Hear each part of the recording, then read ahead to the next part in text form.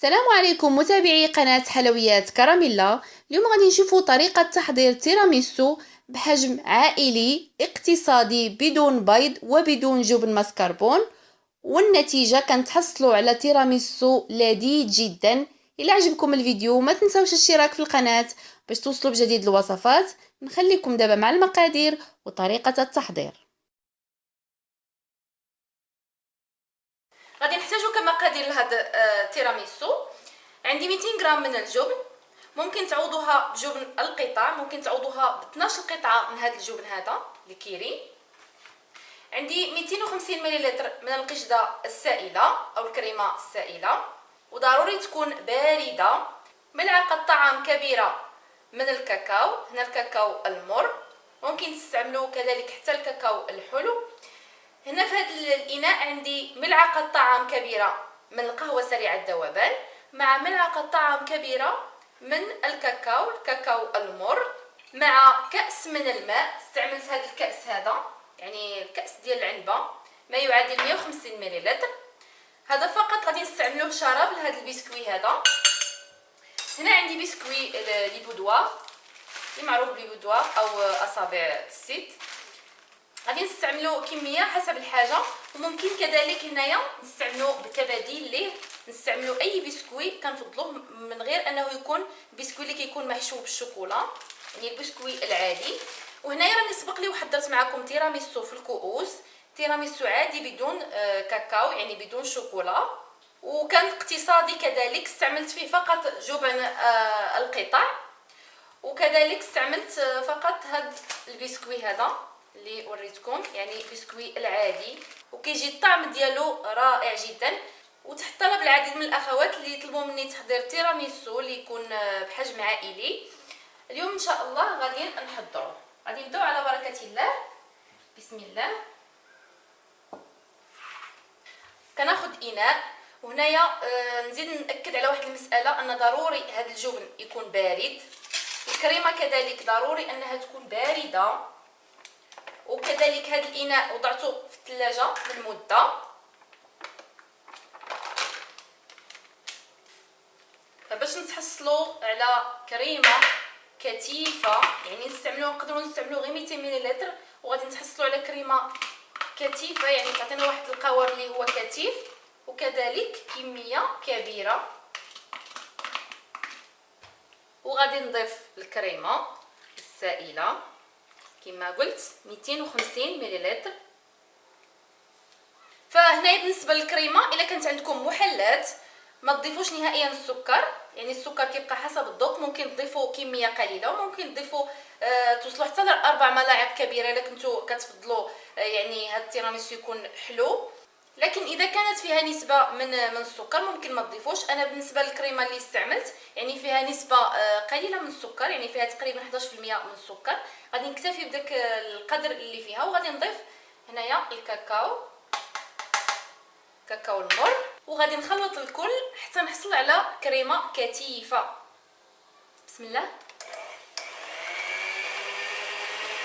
فهنايا بعد ما كنطرب هذه الكريمه جيدا هي والجبن والكاكاو، كنتحصل على هذه الكثافه كما كتلاحظوا.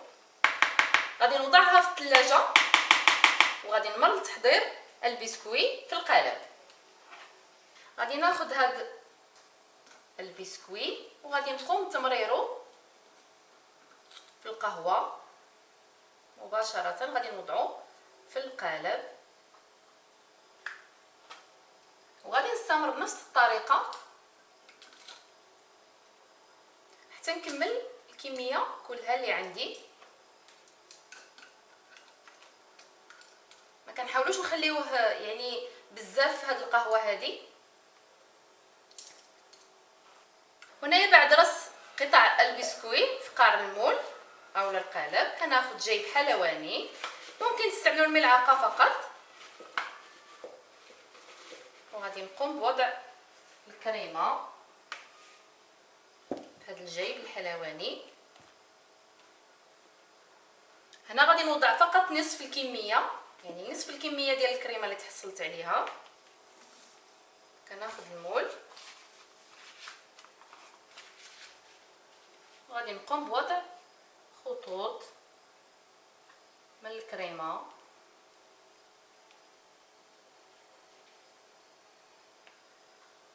هنايا ممكن ما تستعملوش ذوق الشوكولا، ممكن تخليو ذوق يعني الجبن، يعني يبقى بذوق الجبن بدون نكهه الشوكولا.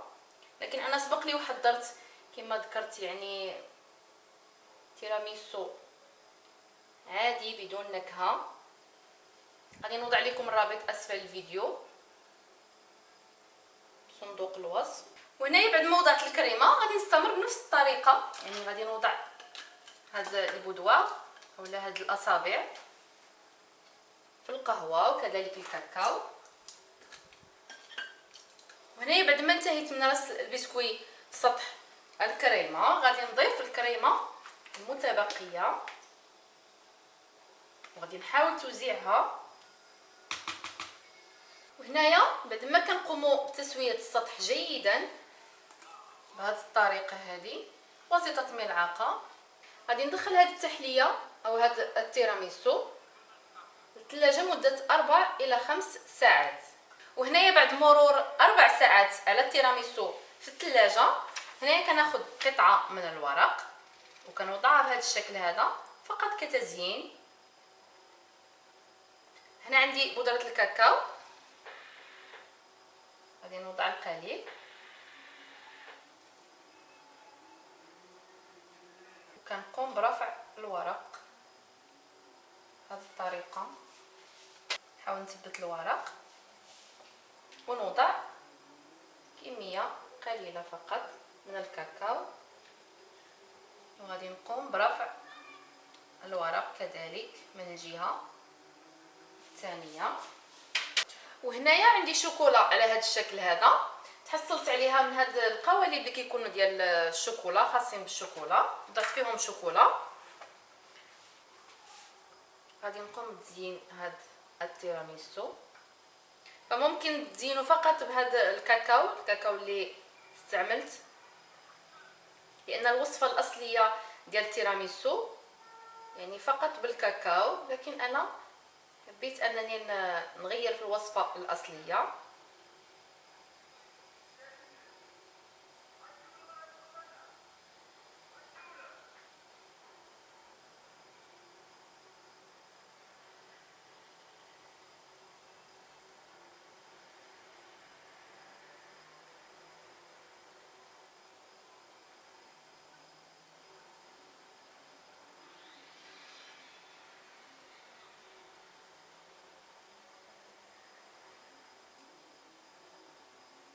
هنا غادي نحاول نحيد الاطار